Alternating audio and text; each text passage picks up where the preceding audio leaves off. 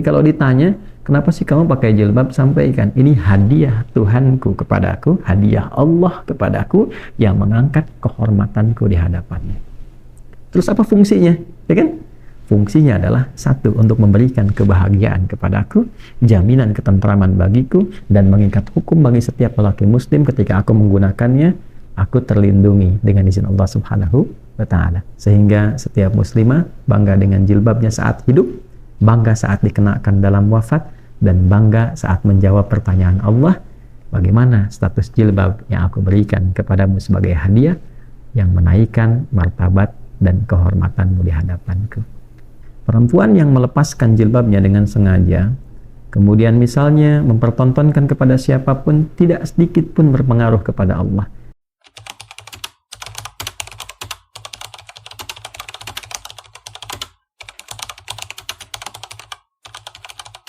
Assalamualaikum warahmatullahi wabarakatuh.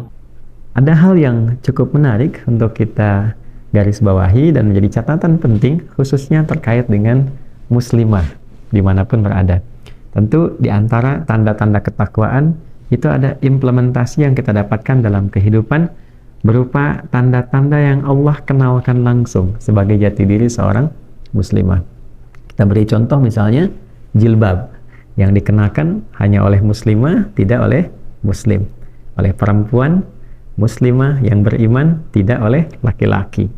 Nah teman-teman, bagi yang muslimah, saudariku dimanapun berada, baik adik, kakak, ataupun juga turunan-turunan yang lain, para ibu, para akhwat, tidak mudah untuk mengenakan jilbab ini dengan kondisi yang dipertahankan dalam hal-hal yang spesifik secara islami mesti digunakan. Yang saya maksudkan, di lingkungan yang saya sebut tadi, adaptasinya mudah seperti di Indonesia atau di tempat-tempat yang muslimnya banyak atau di pusat-pusat keislaman, sehingga menjadi karakter bahkan jadi budaya, itu nyaman digunakan.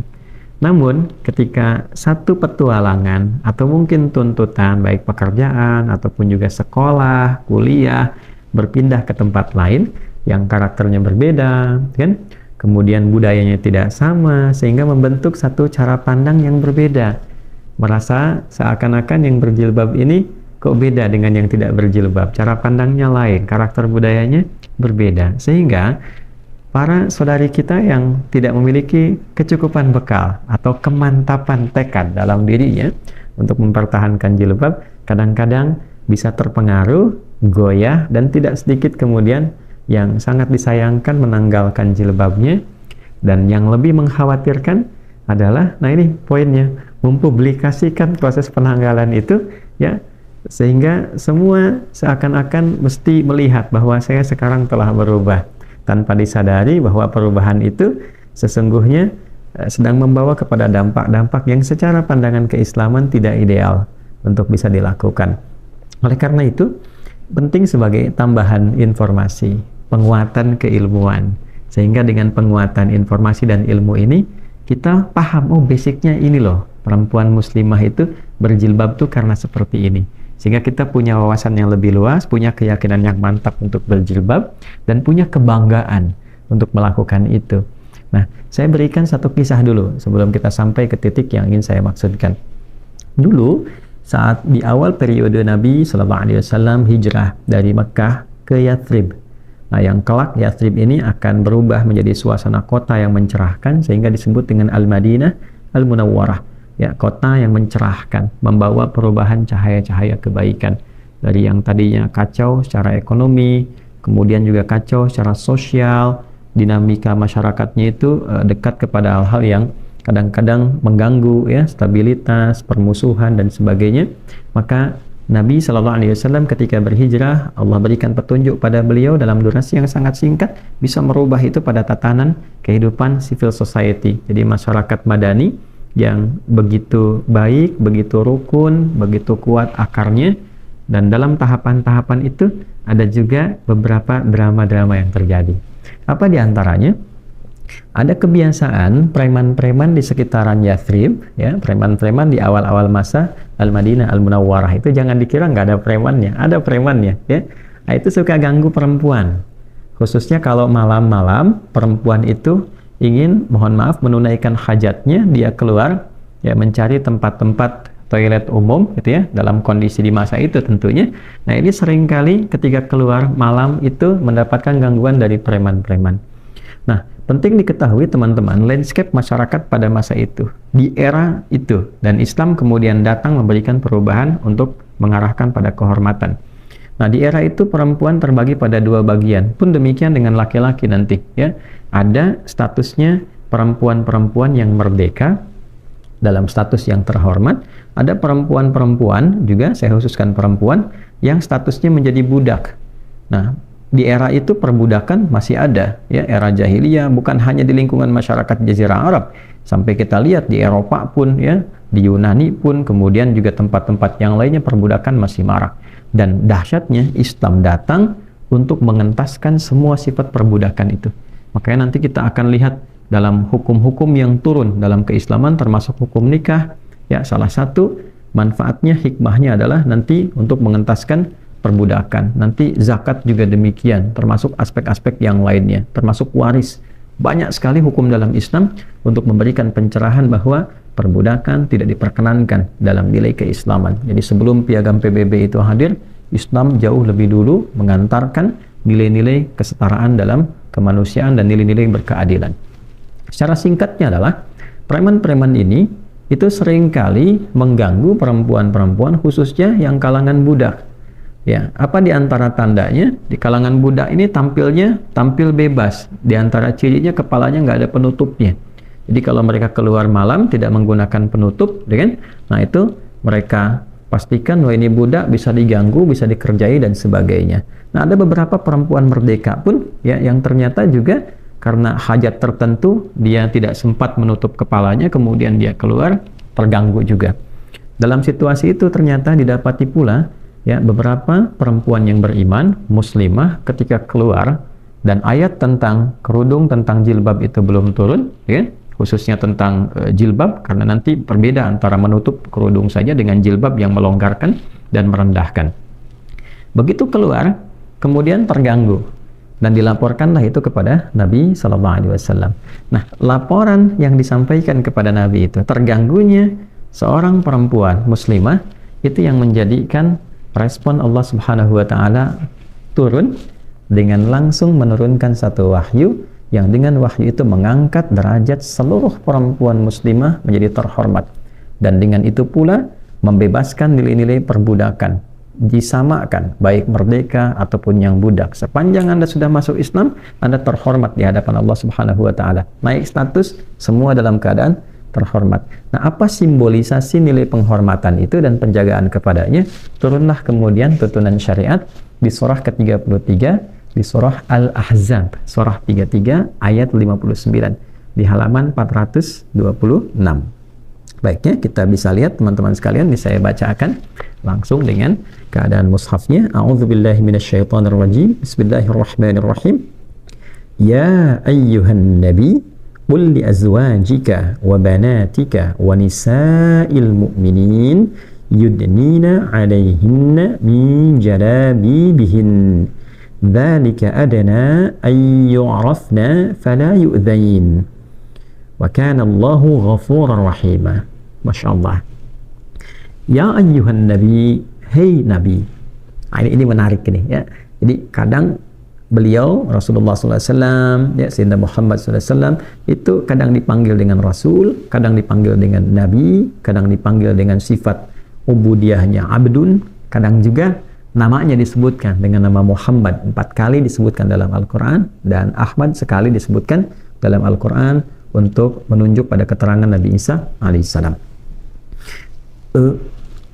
Ya ayyuhan nabi, ketika disebutkan Nabi, ini bukan hanya menunjuk pada pribadi, tapi membawa sebuah berita besar.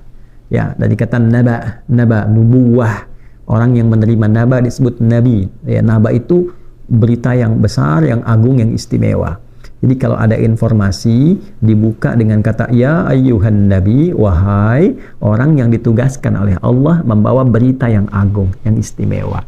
Ini tandanya ada informasi yang istimewa, yang agung. Nilainya tidak sama dengan yang biasa-biasa, kan? Nah, ya ayuhan nabi, duhai nabi, wahai yang ditugaskan membawa berita agung yang istimewa. Apa berita itu? Qul li azwajika wa banatika wa nisa'il mu'minin.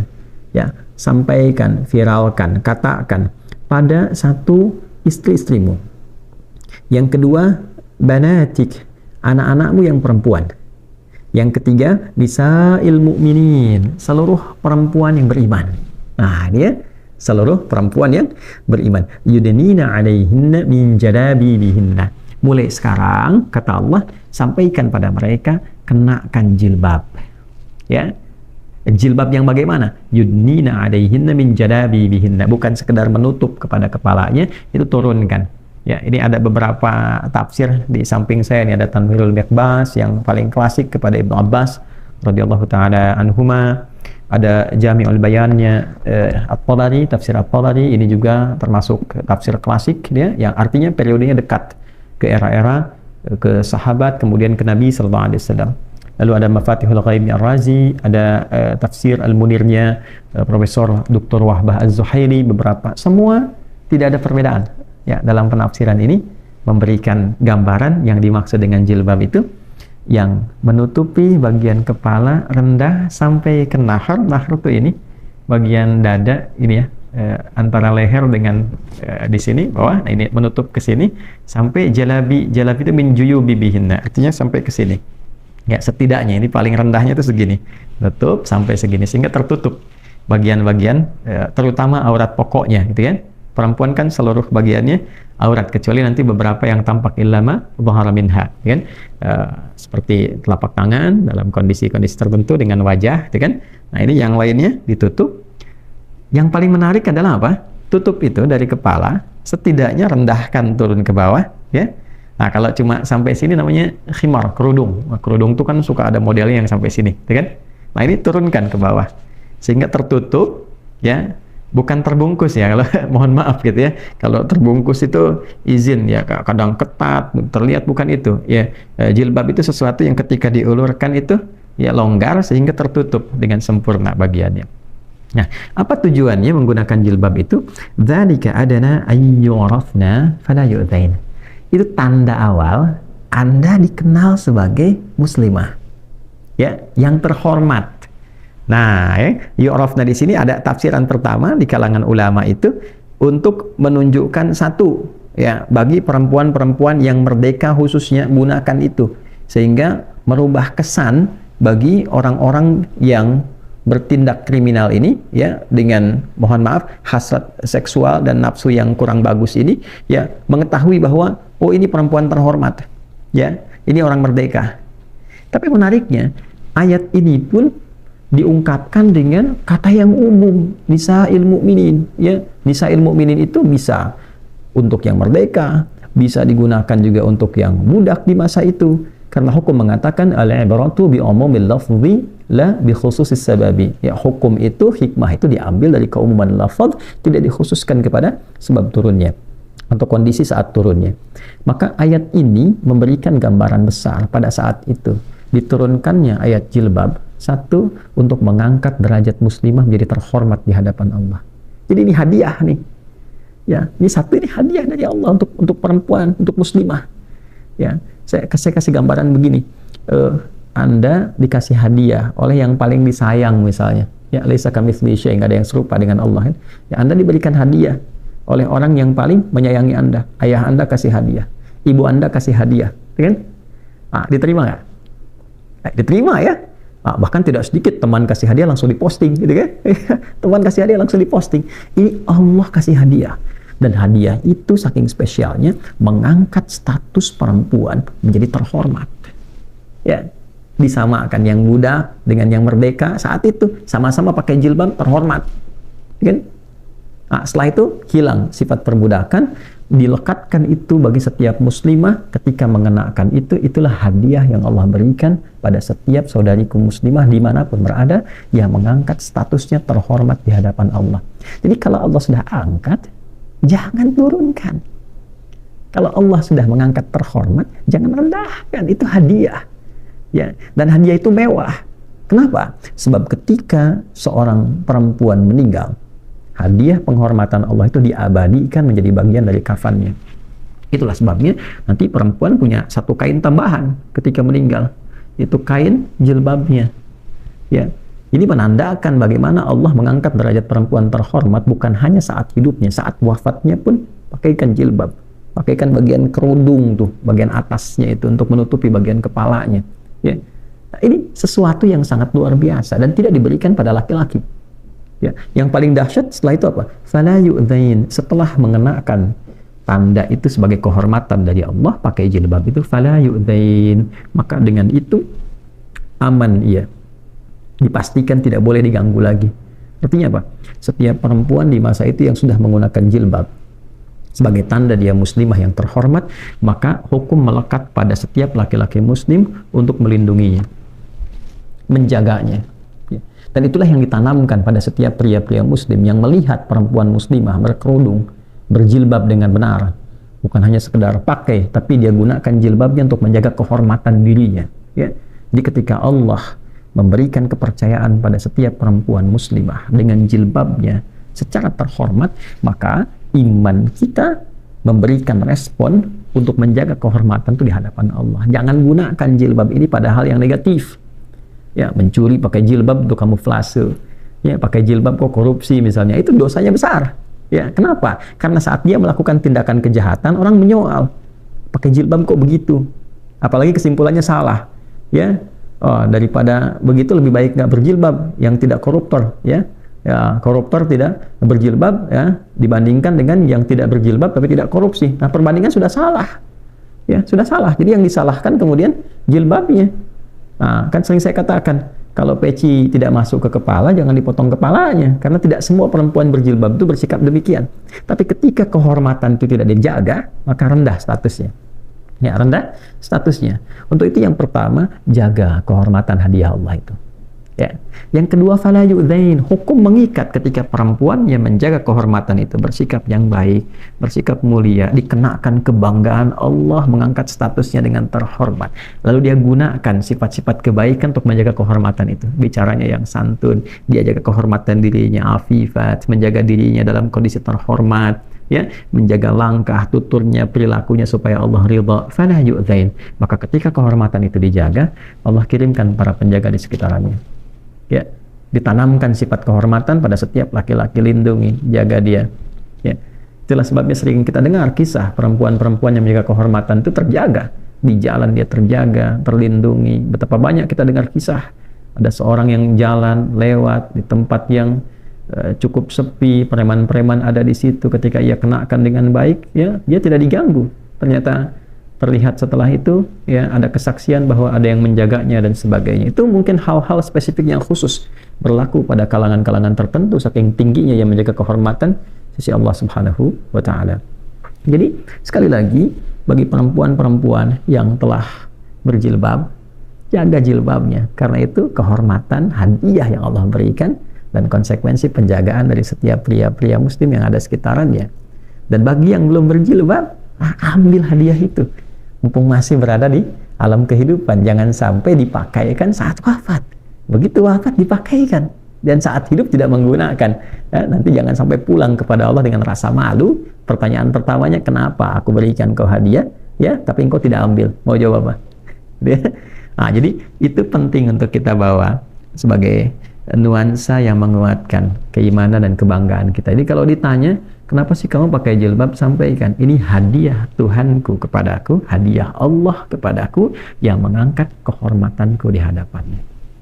Terus apa fungsinya? Ya kan? Fungsinya adalah satu, untuk memberikan kebahagiaan kepadaku, jaminan ketentraman bagiku, dan mengikat hukum bagi setiap lelaki muslim ketika aku menggunakannya, aku terlindungi dengan izin Allah Subhanahu wa Ta'ala. Betapa banyak sekian teori, tapi ketetapan dari Allah ini yang paling indah. Wa kana Allahu ghafurar rahim. Dan sungguh Allah mengetahui tindakan-tindakan yang kadang kurang baik dikenakan oleh perempuan berjilbab atau yang belum siap untuk berjilbab. Allah memberi kesempatan. Jika ada yang ingin berubah, Allah ampuni. Jika ada yang ingin menggunakan itu pada kebaikan, Allah sayangi. Dan jika pun ada yang berlebihan ingin kembali, Allah terima dengan sifat rahmatnya. La taqnatu min rahmatillah. Jangan putus asa dari rahmat Allah Subhanahu wa Ta'ala. Perempuan yang melepaskan jilbabnya dengan sengaja, kemudian misalnya mempertontonkan kepada siapapun, tidak sedikit pun berpengaruh kepada Allah. Ya, la yadurullaha syai'a, tidak sedikit pun ya berdampak kepada Allah Subhanahu wa taala, tidak merendahkan statusnya sebagai Tuhan, tidak berpengaruh, bahkan tidak memberikan efek apapun. Nah, justru itu akan kembali kepada dirinya sendiri. Untuk itulah kemudian kita harus banyak mendoakan, ya, supaya saudari-saudari kita yang muslimah bangga dengan jilbabnya, dia kenakan dalam kebaikan, ya, dan dia bisa posting semua anugerah kehormatan itu dengan postingan terbaik untuk memotivasi keindahan ini, sehingga setiap muslimah bangga dengan jilbabnya saat hidup, bangga saat dikenakan dalam wafat, dan bangga saat menjawab pertanyaan Allah, bagaimana status jilbab yang aku berikan kepadamu sebagai hadiah yang menaikkan martabat dan kehormatanmu di hadapanku.